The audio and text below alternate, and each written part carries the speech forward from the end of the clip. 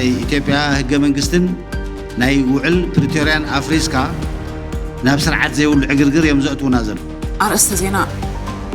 ትግራይ መንግስት አልቦ ክትከውን ከም እትኽእል ጀነራል ጻድቃን አጠንቀቁ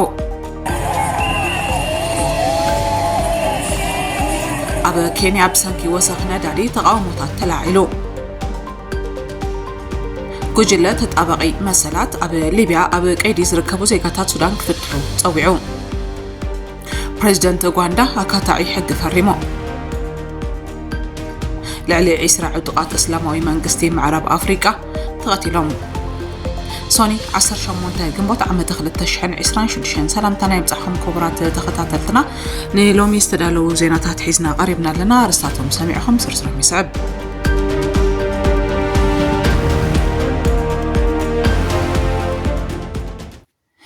ትግራይ መንግስት አልቦ ክትከውን ከም እትኽእል ጀነራል ጻድቃን አጠንቂቁ ጀነራል ጻድቃን ገብረትንሳኤ ብምኽንያት እቲ ኣብ ዝቐረባ መዓልታት ኣብ አዲስ አበባ ዝተኻየደ ምስረታ ቤት ምኽሪ ሰላምን ለውጥን ኣብ ዝሃቦ መግለጺ ትግራይ ብሰንኪቲ መራሕቲ ህወሓት ዝፍጽምዎ ዘለዉ ተግባራት መንግስት አልቦ ክትከውን ከም እትኽእል አጠንቂቁ እቲ ሕጂ ዘሎ ዓለማውን ከባቢያውን ኩነታት ንምትንባዩ ኣዝዩ ኣጸጋሚ ምዃኑ ዝገለጸ ጀነራል ጻድቃን ፖለቲካዊ ስርዓት ዓለምና ከም ኣሜሪካ ብዝኣመሰለ ሓያላት ሃገራት እናተመርሐ ኣብ ምስግጋር ከም ዝጸንሐ ኣመልኪቱ ሕጂ ግን ብሰንኪ ግጭት ማእከላይ ምብራቕ ፖለቲካዊ ኣሰላልፋ ይቀያየር ከም ዘሎ ገሊጹ ከም ውጽኢቱ ድማ ኣሜሪካ ናብ ቻይና ኸይዳ ትዘራረበሉ ኩነታት ከም ዝተፈጥረ ኣረዲኡ ወሲኹ ድማ እዚ ኣሰላልፋ ዜና ትግራይ ሓዊሱ ንቀይሕ ባሕርን ማእከላይ ምብራቕን ዝጸሉ ኮይኑ ከም ዘሎ ገሊጹ ዓለማዊ ከባቢያዊ ኩነታት ንምትንባይ ብጣዕሚ ሸጋር ዝኾነ ኩነታት ኢና ዘለና ኩሉ ግዜ ቅድም ኢሉ ንውሕ ዝበለ ግዜ ዝጸንሐ ያው ናይ ዓለም ናይ ፖለቲካ ስርዓትስ ኣብ ሽግግር እዩ ዘሎ ይበሃል እዩ ነይሩ ኣሜሪካ ዝበሃል ዳርጋ ነቶም ናይ ዓለም ኢንስቲትዩሽናት ብምሎም ንሱ ብዝደለዩ መንገዲ እናወሰደ እቶም ካልኦት ናብኡ ኮምፕላይ ክገብሩ እናገደደ ዝመፀሉ ዓይነት ስርዓት ኢና ነበር ነርና እዚ ቀስ በቀስ ይቅየር ነይሩ ብፍላይ ድማ ናይ ኢራን ውግእ ምስተጀመረ ዘገዲዱ ብጣዕሚ ቀስ እናበለ ግዜ እናሃበና ፍሑቕ እናበለ ድኾን ይኸይድ ኢልና ናሓስቦ ዝነበርና ነገር እዚ ብጣዕሚ ሻርፕ ብዝኾነ መንገዲ እቲ ናይ ዓለም ናይ ሓይሊ ናይ ሓይልታት ተስተላልፋ እናተቐየረ ይኸይድ እዚ ኣሜሪካ ናብ ቻይና ኸይዱ በይዛኹም ዝግዙና በይዛኹም ዝጎርና ዝብልዎ ደረጃ ኢና በፂሕና ዘለና ቻይና ብግልፂ ታይዋን ትበሃል ዓዲ ዋላ ብሓይሊ እውን ክንሕዛ ኢና ኢሎም ንትራምፕ ኣብ ዝነግርሉ ኩነታት ኢና በፂሕና ዘለና እቲ ናይ ዓለም ናይ ዘይቲ ምንቅስቃስ ምስ ተዓፀወ ናይ ዓለም ናይ ኢኮኖሚ ምንቅስቃስ ኣብ ዓብዪ ምዝባዕ ይኣትዩ እዚ ከም ጀነራል ቴዎሬቲካል ዝኾነ ነገር ሰልካ ምዝራብ ይከኣል እዩ ከምዚ ዝኾን ዘሎ ኢልካ መልዓል ይከኣል እዩ ዋና ጉዳይ ግን ኣባና ዓብዪ ኢምፓክት ኣሎ ኣብ ትግራይ ብጣዕሚ ዓብዪ ኢምፓክት ኣሎ ምክንያቱ እቲ ናይ ኮንቴንሽን ከምዚ ዝመሰለ ናይ ዓለም ናይ ፖለቲካ ሓይልታት ተሰላልፋ ምምዕራይ ሽኩት ዝግበረሉ ሓደ ከባቢ እዚ ከባቢና ኮይነሉ እዚ ናይ ቀይሕ ባሕርን ማእከላይ ምብራቕን ኮይነሉ እቲ ኣብዚ ዞባ ዝፍጠር ዘሎ ኩነታት ተጋሩ ኣብ ዘይፈልጥዎ ኩናት ክስውኡ ዝገብር ምዃኑ ዝገለጸ ጀነራል ጻድቃን ናብ ዘየድሊ ወተሃደራዊ ወጥሪ ከምርሕ ከም ዝኽእሉና ጠንቂቑ እቲ ጀነራል ኩናት ትግራይ ደው ዝበለ ሳላ ውዕል ፕሪቶሪያ ምዃኑ ብምጥቃስ ንዕኡ ስዒቡ ግዝያዊ ምምሕዳር ቆይመ ምጽንሑ ኣዘኻኺሩ ኣብዚ ሕጂ እዋን ግን እቲ ኣብ ትግራይ ስልጣን ብሓይሊ ተቆጻጺሩ ዘሎ ህወሓት ካብቲ ውዕል ወጻኢ ምስ መራሕቲ ኤርትራን ሱዳንን ዘይሕጋዊ ርክባት ከካይድ ከም ዝጸንሐ ከሲሱ ብዙሕ ግዜ ተዘሪቡ እዩ كملنا خيدنا أنت تباهيلو قال ملت فلتوا وياهم ياو زي حلفنا ياو نابا حدا درجة بس إحنا بيجاو من قصتون قويمو حدا نقدر قبر فتينو هذا جن وعلى بريتوريا فريسون حنت عباي زي أقول دايزل إلا لازل هو أنا مغنيات وعلى بريتوريا أفريسون مولو الشعبية تصمدوا لهم تصميدوا مولو زي أفتنا وعلى بريتوريا بقلتي زخل كلي ناب السودان ناخذ مسبورهان وده يقولون له زيون أفتنا وعلى بريتوريا كاب هجو وصاي نايك هذا من هجز حلفه مالت زي هجا وزخنة بيت مخريج وعنا لنا يلوم من قصدك قوم يلوم فتينا ملو شاب تغلى كل نجار ولا تود بعلو زي هجا ويو بيت مخريج زي هجا ويو بخمسة عينات من قدي ውዕል ፕሪቶሪያ ፍሪሶም ኣለዉ ብተወሳኺ ነቲ ህወሓት ነባር መንግስትን ቤት ምኽርን ናብቲ ቅድሚ ስምምዕ ፕሪቶሪያ ዝነበሮ ተራ ንምምላስ ዝገብሮ ዘሎ ምንቅስቓስ ብትሪ ኮኒኑ ከምዚ ዓይነት ተግባር ነታ ክልል መንግስቲ ኣልባ ክገብራ ከም ዝኽእል እውን ጠቒሱ እቲ ብድሌት ህዝቢ ፍጸም ከም ዘሎ ኣምሲልካ ብጸቕጢ ዝግበር ዘሎ ምምላስ ነባር ምምሕዳር ንትግራይ ክትወፅኦ ናብ ዘይትኽእል ሓደገኛ ኩናት ከእትዋ ከም ዝኽእል ደጋጊሙ ዝገለጸ ጀነራል ጻድቃን መራሕቲ ህወሓት ከምዚ ዝገብሩ ዘለዉ ንገዛእ ርእሶም ካብ ተሓታትነት ንምድሓንን ገበኖም ንምኽዋልን እምበር ጸገም ህዝቢ ትግራይ ንምፍታሕ ኣይኮነን ኢሉ ጀነራል ጻድቃን ኣብ ጉዳይ ዓሰብ ወደብን ብዘለዎን ዝሕዞን መርገፂታት ካብ ኤርትራውያን ይኹን ካብ ደገፍቲ ህወሓትን ተሪር ተቃውሞ ክበጽሖም ይጽንሑ ይፍለጥ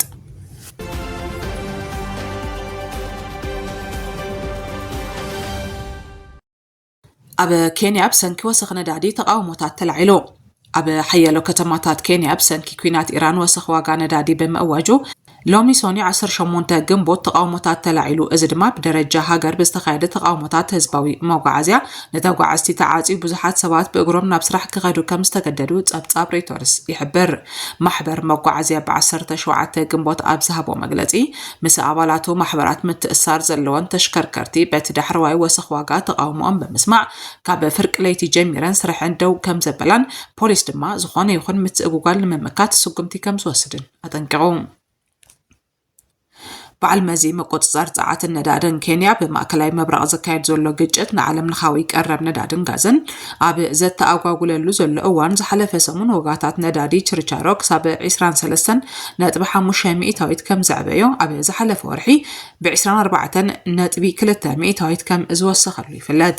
ሎሚ ሶኒ 18 ግንቦት ንግሆ ናብ ርእሰ ከተማ ናይሮቢ ዝወስዱ ጽርግያታት ብተቃውሞ ዝገብሩ ትካላት መጓዓዝያን ጉጅለታት ሰልፈኛታትን ተዓጺሙ ውዒሎም ፖሊስ ኬንያ በገለ ከባቢታት ዘንብዕ ጋዝ ክትኩሱም ከሎ ገለ ሰልፈኛታት ድማ ጎማታት በመወላዕ ወሰንቲ ዝበሃሉ ጽርግያታት ብምዕጻው ብዙሓት ተጓዓዝቲ ተዓጽዮም ከም ዝወዓሉን ጸብጻባት ይሕብሩ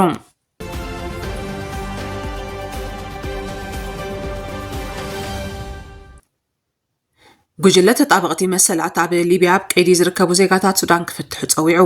ማሕበር ሰብኣዊ መሰላት HRA ሰበ ስልጣን ሊብያ ንኹሎም ብኢደ ወነናዊ ማእሰርቲ ተሓይሮም ዘለዉ ዜጋታት ሱዳን ክፈትሑን ኣብቲ ሃገር ዝርከቡ ስደተኛታት ዕላማ ዝገበረ መርበባት ዘይሕጋዊ ምስጋር ክፈርስን ጸዊዑ እቲ ጉጅለ ብተወሳኺ ሊብያ ምስ ትካላት ሕቡራት ሃገራት ብምትሕባር ዜጋታት ሱዳናውያን ሓለዋ ብወለንቶኦም ክምለሱ ምግባር ከምኡውን ግዱድ ምምላስ ደው ክብል ክስራሕሉ ኣተሓሳሲቡ ኣብ ሚያዝያ 2023 ኣብ ሱዳን ግጭት ካብ ዝጅምር ንድሓር ልዕሊ 240,000 ሱዳናውያን ስደተኛታት ናብ ሊብያ ከም ዝኣተውን ብዙሓት ድማ በመሳገሪ ደቡባዊ ምብራቕ ኣለ ኩፍራ ኣቢሎም ከም ዝኣተውን ኣብ ዝለዓለ ዋሕዚ ዝተረኣየሉ ኣብ መዓልቲ ካብ 400 ክሳብ 500 ሰባት ይኣትዉ ከም ዝነበሩ ጸብጻብ HRA የመላኽት ትካል ስደተኛታት ሕቡራት ሃገራት ክሳብ ወርሒ ሕዳር 2025 ልዕሊ 86,000 ሱዳናውያን ስደተኛታት ኣብ ሊብያ ከም ዝመዝገበን ኣስታት 43 ሚእታዊት ካብቶም ሓደስቲ ዝመጹ መበቆሎም ካብ ካርቱምን ዳርፉርን ክኾኑ ከለዉ ህጻናት ድማ ኣስታት 41 ሚእታዊት ከም ዝኾነ እቲ ትካል ይሕብር ቤት ጽሕፈት ላዕለዋይ ኮሚሽነር ሰብኣዊ መሰላት ሕቡራት ሃገራት ልኡኽ ደገፍ ሕቡራት ሃገራትን ኣብ ሊብያን ኣብ ወርሒ ለካቲት ናይዚ ዓመት ኣብ ዘውፅዎ ጸብጻብ ኣብ ልዕሊ ስደተኛታት ዝፍጸም ሰፊሕ ገሰት ብዘይፍቓድ ምእሳር ግዱድ ስራሕ ጾታዊ ዓመፅ ዘይሕጋዊ ምስግጋር ሰባትን ዝርከብዎም ምዃኖም ገሊጹ HRA ዜጋታት ሱዳን ካብቶም ኣዝዮም ዝተጠቕዑ ጉጅለታት ምዃኖም ብምግላጽ ኣብ ልዕሊ ትሕቲ ዕድመ ህጻናት ሓዊሱ ምግፋዕ ግዱድ ዕስክርናን ፈተነ ጾታዊ ዓመፅን ዝብል ክስታት ጠቒሱ ብተወሳኺ ገለ ኣብ ባሕሪ ተዓጊቶም ናብ ሊብያ ዝተመልሱ ስደተኛታት ዳግማይ ማእሰርትን ግህሰትን ከም ዝበጽሖም ሓቢሮም እቲ ጉጅለ ኣብ ትካል ላዕለዋይ ጉዳይ ስደተኛታት ማለት UNHCR ዝተመዝገቡ ሱዳናውያን ስደተኛታት ኣብ ሊብያ ተኣሲሮም ከም ዝነበሩን ኣብ ገለ ኣጋጣሚታት ድማ ሰነዳቶም ብሰበ ስልጣን መዳጎኒ ከም ዝተበላሸዎም ገሊጾም ሊብያ በዝሓለፉ ዓመታት አንጻር ወግዓዊ ማዕስከራት ስደተኛታት ዝኽተል ፖሊሲ ከም ዘተግበረትን ኣብ ዘይወግዓዊ ሰፈራታት መጥቃዕትታት ከም ዘካየደትን ጸብጻባት ሕቡራት ሃገራትን መሰላትን ይሕብሩ ኣብ ቦምበር እቲ ትካል ሳዒድ ካሲስ መሐመድ ሱዳናውያን ስደተኛታት ካብ ኩናት ሃዲሞም ናብ ሊብያ ዝስደዱ ዘለዉ ተወሳኺ ገሰት ከየጋጥሞም ጥራይ ኢሉ ኩሎም እሱራት ሱዳናውያን ክፍትሑ ጉድድ ምምላስ ደው ክብል ምስ ትካላት ሕቡራት ሃገራት ዝያዳ ሓያል ምትሕባር ክግበር ድማ ጸዊዑ ሰበ ስልጣን ሊብያ መርበባት ዘይሕጋዊ ምስጋር ሰባት ክፈርሱ ኣብ ማእሰርቲ ዝርከባ ደቂ ኣንስትዮን ህፃናትን ክከላኸሉን ዝተፈጸመ ዝበሃል ግህሰታት ተሓታትነት ዝህቡ ኣገባባት ክምስረቱ ትካል HRA ኣተሓሳሲቦ ኣብ ኬፕ ታውን ዝመደበሩ ማሕበር ሰብኣዊ መሰላት ምስ ዊኬር ፋውንዴሽን ምትእሳር ዝነጥፍ ኮይኑ ምስ ኣገባባት ሕቡራት ሃገራት ብምውሃድ ኣብ ግድድ ማእሰርትን ምጥሓስ ግቡእ መስርሕን ዘጠቓልሉ ጉዳያት ይሰርሕ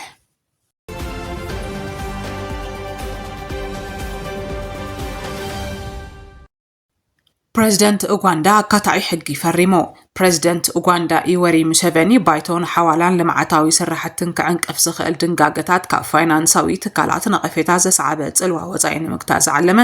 ኣካታዒ ዝተባሃለሉ ሕጊ ፈሪሙ እቲ እማመ ረብሓታት ሓደ ወጻእተኛ ኣንጻር ረብሓታት ኡጋንዳ ምድንፋዕ ከም ገበን ዝቁጸር ኮይኑ ዝኾነ ሰብ ንረብሓታት ወጻኢ ወኪሉ ዝሰርሕ ብዘይ ፍቓድ መንግስቲ ፖሊስታት ከየማዕብል ወይ ከየተግብር ይኽልከል ጉጅለታት ተጣበቕቲ መሰላት መንግስቲ ዳርጋ ዝኾነ ዓይነት ፖለቲካዊ ተቃውሞ ከም ገበን ክቆጥሮ ከም ዝኽእል ገሊጾም መንግስቲ ብወገኑ ነቐፍቲ እቲ እማመ ዘስዓቦ ጽልዋ ኣጋኒኖም ክብል ከሲሱ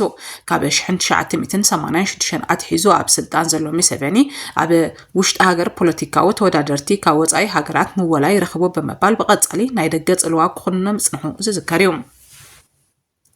ቤት ጽሕፈት እቲ ፕሬዚደንት ብ17 ግንቦት ነቲ ባይቶ ብ5 ግንቦት ዘጽደቆ እማመ ሓለዋ ልኡላውነት ከም ዝፈረመ ብምግላጽ ንጥሕሰት ሕጊ ክሳብ 10 ዓመት ዝበጽሕ ማእሰርትን ብርቱዕ ገንዘባዊ መቕጻዕትን ከስዕብ ከም ዝኾነ ኣጠንቂቑ እቲ ሕጂ ወፂ ዘሎ ሓድሽ ሕጊ ነቶም ኣቐዲሞም ብትካላት ቁጠባ ዝንቀፉ ዝነበሩ ሓያሉ ድንጋገታት ከፋኹስ ትጽቢት ይግበር ካብ ወጻኢ ዝነብሩ ኡጋንዳውያን ዝለኣኽ ሓዋላ ንኡጋንዳ ኣገዳሲ ምንጪ ሸርፊ ወጻኢ ምዃኑ ይነገር ኣማሓዳሪ ማእከላይ ባንክ ማይክል ኣቲንጊ ኢጎ ኣብ ዝሓለፈ ወርሒ እቲ ሕጊ ናብ ኡጋንዳ ዝኣቱ ፋይናንሳዊ ዋሕዚ ከጉድልን ዕቑር ሸርፊ ወጻኢ ሓደጋ ምቕናስ ከም ዘለዎን ኣጠንቂቑ ነይሩ ባንክ ዓለም ነቲ ኣቐዲሙ ዝቐረበ እማመ እውን ነቒፉ ንሰፊሕ ስሩዕ ንጥፈታት ልምዓታዊ ንገበናዊ ተሓታትነት ከቃልዕ ከም ዝኽእል ገሊጹ ማእከላይ ባንኪ ይኹን ባንክ ዓለም ብዛዕባ እቲ ዝጸደቐ ሓድሽ እማመ ዝተገብረ መምሕያሻት ርእቶ ኣይሃብሉን ዘለዉ